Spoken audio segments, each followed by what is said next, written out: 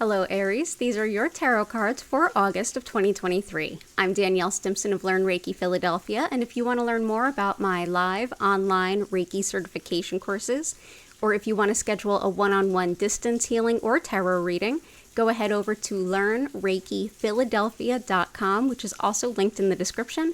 And if you want to join me for my 5 times weekly healing live stream right here on YouTube, go ahead and subscribe with your notifications on so you don't miss an opportunity. So let's go ahead and take a peek at what the cards have in store for you.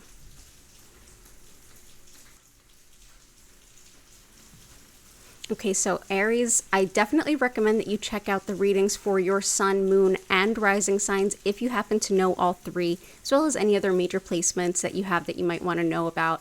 It'll give you a more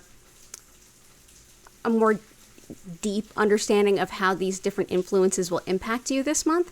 And also, if you do hear some rain, thunder, and lightning, that's exactly what's going on outside, but it actually kind of goes perfectly with the vibe of your reading. So here it goes. So the focus for the month is the Fool. The Fool is all about big new beginnings, new ventures, starting something with a fresh perspective or outlook that you may not have had before. So this could summarize a lot of different things, but definitely there are a lot of new beginnings. And as we'll see coming forward through the month, and this may not be a surprise to most of you, I know it's not to me, and I'm an Aries rising. There's definitely a lot of change afoot, but this is a really good card of change. This is a positive card of change. So yeah, definitely embracing all the new that is. So how are we leaving July? With the 2 of Swords. If you have not made a clear decision, you will soon, or at least you might want to. But basically, I feel like for most of you, this is a decision you've already made. You had to kind of go to a deep place and do some soul searching. But when you got there, it was like, okay, I already knew the answer deep down. The decision's been made, and I'm now going through the steps of following through with that and all that that encompasses. So this month will really be taking the decisions you've made in the last month and working through them and everything that they bring up for you to heal. Which brings us to our challenge card. It's the 10 of Swords.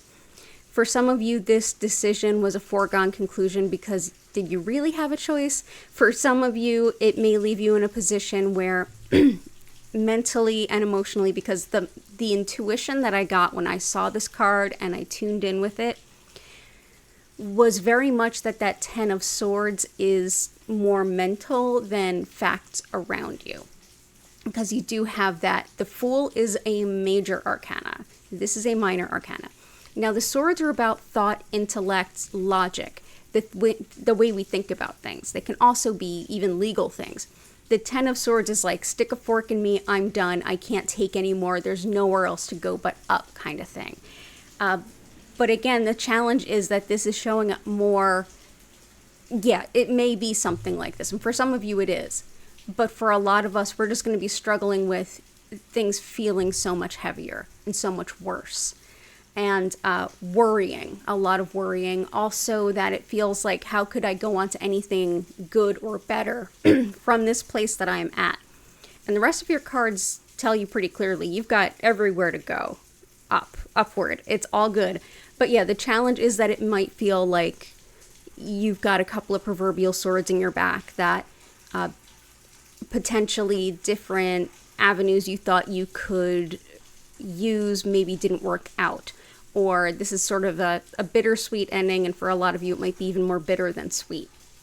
So that's the challenge. But the challenge is a minor arcana, and you will get through it. So how do we move forward? How can we make the best of everything that's to come? What do we do about all this?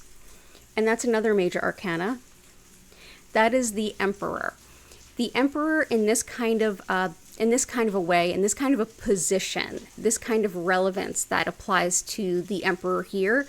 The Emperor is a wonderful thing, and what it's basically saying is to use your magic and kind of make order out of chaos, because there's going to be so much leaving and left behind and so much embracing something new. This is your opportunity to kind of rearrange things in a way that works best for you. So use that chaos to your advantage. when there's chaos, yes, it's very unmooring. It's very ungrounding. We feel like there's no floor underneath our feet and we don't know where exactly to start. The best place to start when you get the Emperor in a position like best course of action, which it is right now, is to say, put your foot down and say, these are the things that I would most like to have, I most want, and I am going to go ahead and just prioritize those and work around those.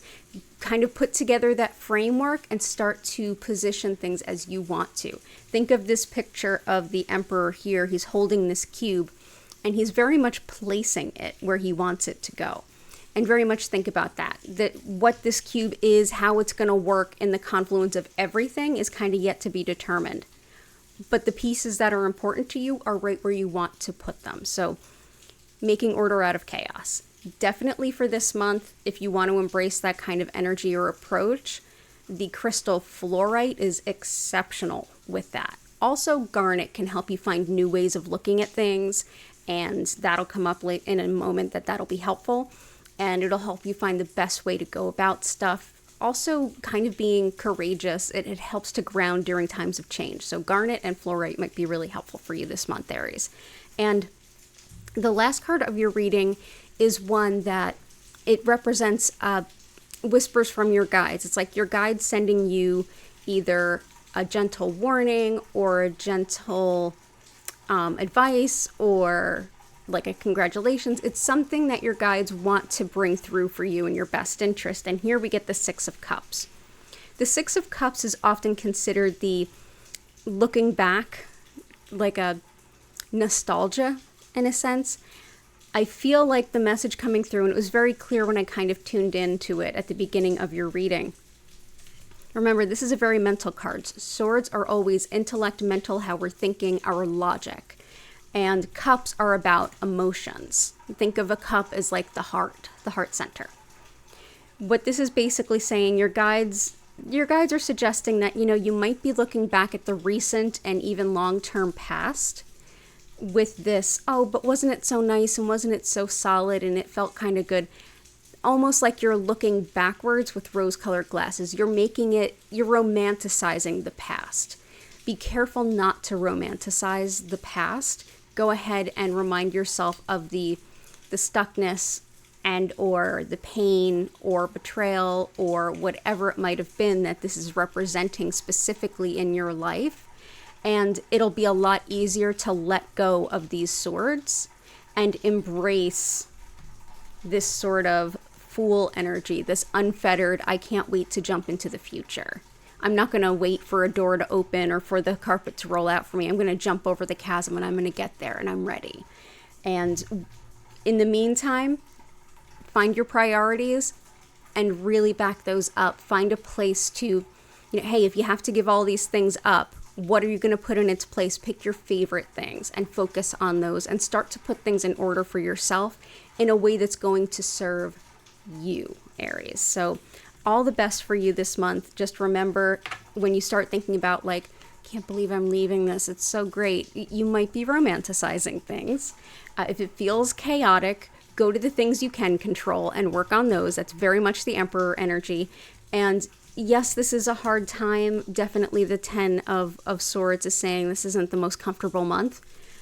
But if you felt a distance between yourself and your long-term goals, this is your month to kind of close that distance and move forward in the direction of your dreams. There's a lot more to embrace than there is to let go of. Another stone to malachite can help with letting go of the past and embracing something new.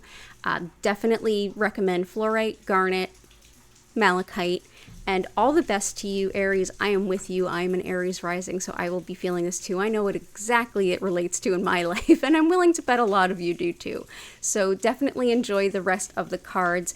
And of course, if you need a little pick-me-up in the month, head on over back to my channel. Join us for one of the crystals and Reiki live streams, and it'll be a nice pick-me-up, and it'll help you to feel better. Thank you so much for being here. I hope you have a wonderful month ahead. I hope to see you again soon. Hit the like button if you found this helpful, and bye for now.